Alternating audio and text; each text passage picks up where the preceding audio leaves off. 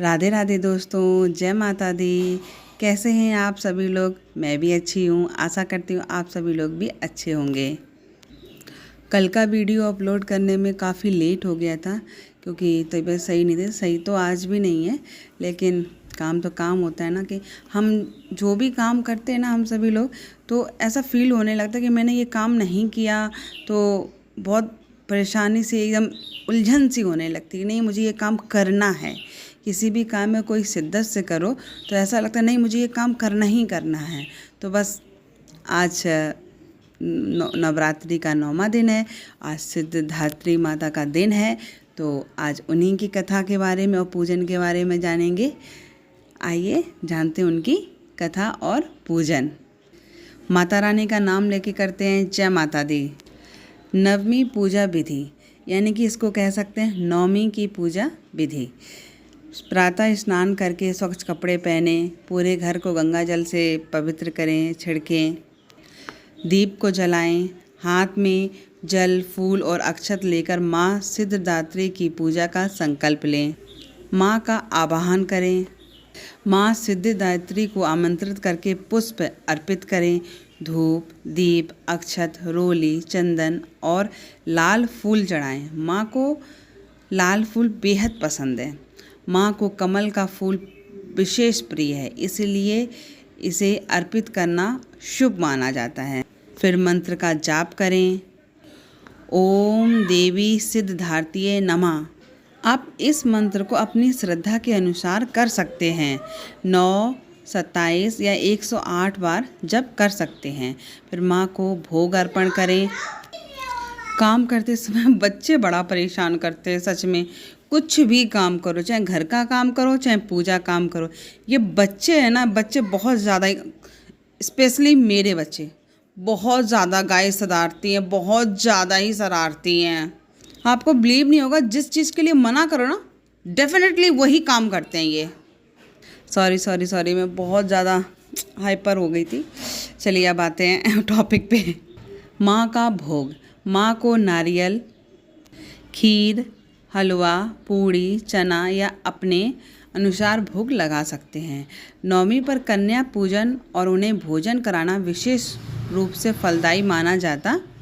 फिर हम लोग जीवन में अपने लिए, अपने परिवार के लिए, अपने घर के लिए, अपने बच्चों के लिए और देश के सभी समस्त देशवासियों के लिए हम लोग फिर प्रार्थना करेंगे उनकी सफलता के लिए। ऐसा कभी भी नहीं है किसी भी देवी देवताओं को आप लोग पूजें, मन से पूजें, श्रद्धा से पूजते हैं।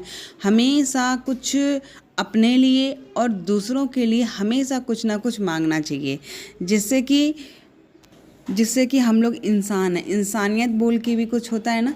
जैसे कि हमारे यहाँ देश पे काफ़ी बॉर्डर के जवान लोग भी हैं, उनके लिए भी प्रे करना चाहिए हमें लोगों को। और हम सभी को अपने जीवन में सिद्धि, सफलता और शांति के लिए प्रार्थना करें। आज के दिन 9 कन्याओं को भोजन कराना बहुत ही विशेष महत्व होता है। उन्हें उपहार में फल, मिठाई और दक्षिणा देना भी। यह पूजा तभी पूर्ण हो जाती है, होती है कि जब हम लोग कन्याएं जमाते हैं। और अब हम जानेंगे पूजा का महत्व। इस दिन माँ की पूजा से सभी प्रकार की सिद्धियाँ प्राप्त होती हैं। भक्त के सभी कष्ट दूर हो जाते हैं और जीवन में सफलता मिलती है। नौमी को कन्या पूजन और भोग लगाना भी विशेष महत्व रखता है। अब हम लोग माता की कथा सुनेंगे। कथा हमेशा परिवार के सभी लोगों को सुनना चाहिए। और यदि आपके परिवार में कोई नहीं है, सब लोग काम पे चले जाते हैं, तो आप अपने दीपक को हमेशा जला के रखें। उनसे कहें कि आप भी सुने और भगवान भी सुनेंगे, ऐसा कहते हैं। मैं भी ऐसा करती हूँ, आप लोग भी करें। अब हम लोग सुनेंगे माँ सिद्धिदात्री की कथा। माँ दुर्गा के 9वें दिन माँ सिद्धिदात्री की पूजा की जाती है। माँ सिद्धिदात्री की कथा। एक समय भगवान शंकर ने माँ आदिशक्ति की तपस्या की। तब देवी ने उन्हें अर्धनारीश्वर रूप प्रदान किया। माँ सिद्धिदात्री ने भगवान शिव को सिद्धियाँ प्रदान दी, तभी वे अर्धनारीश्वर कहलाए। माँ सिद्धिदात्री के पास 8 प्रमुख सिद्धियाँ हैं। वे सिद्धियाँ इस प्रकार हैं: महिमा, गरिमा, ईश्वत्य, वाशित्य और काम वाशात्य और प्रकाम्य, लगिमा, गरिमा, अणिमा, महिमा। इन देवियों सिद्धियों को अपने भक्तों को, साधक को प्रदान करती हैं। जो साधक श्रद्धा और भक्ति से माँ की आराधना करता है उसे भौतिक और आध्यात्मिक सभी सुखों की प्राप्ति होती है। माँ सिद्धिदात्री को कमल पर विराजमान हैं, 4 भुजाओं वाली और अत्यंत दिव्य स्वरूप में दर्शाया गया है। इनके हाथों में चक्र, गदा, शंख और कमल है। फिर हम लोग आरती करेंगे, माँ दुर्गा की आरती।